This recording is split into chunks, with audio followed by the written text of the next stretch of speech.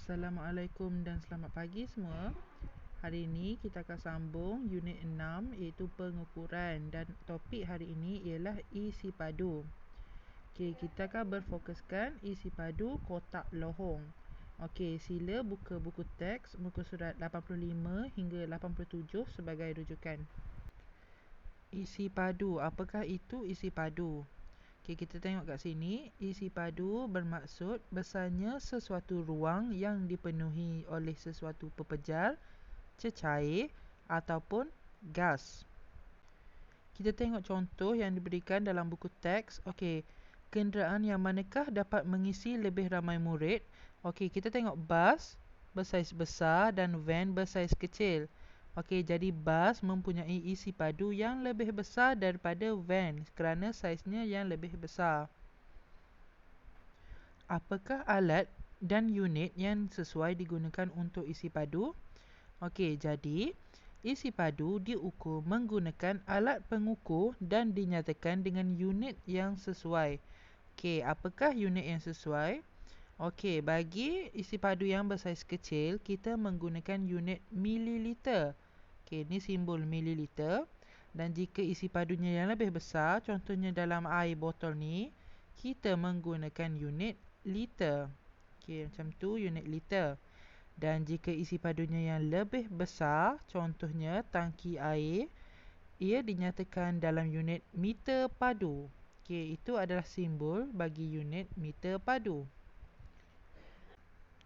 Okey, jika isi padu itu kecil, kita gunakan unit mililiter.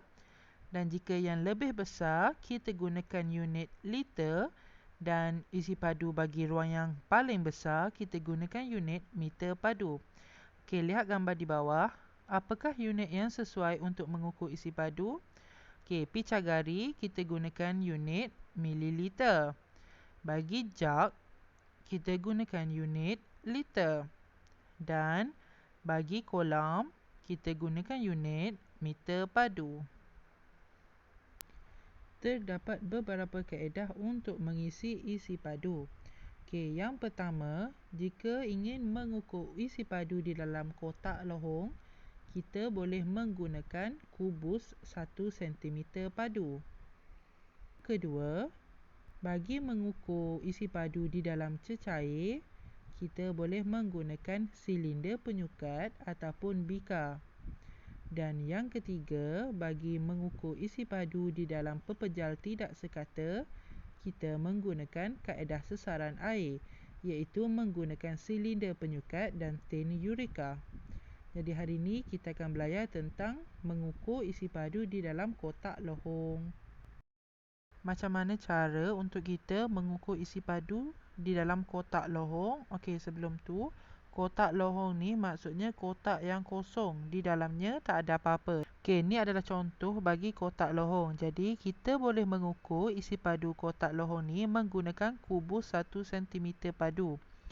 Okey, ni adalah kubus 1 cm padu, maksudnya panjang, lebar dan tingginya adalah 1 cm. Jadi jumlah kubus 1 cm padu yang memenuhi ruang di kotak lohong ni, itulah isi padu bagi kotak lohong.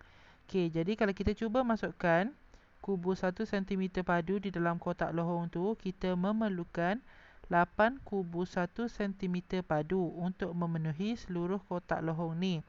Jadi di sini kita boleh simpulkan bahawa jumlah isi padu kotak lohong adalah 8 cm padu kerana kita perlukan 8 kubus bersaiz 1 cm padu untuk memenuhi kotak lohong ini.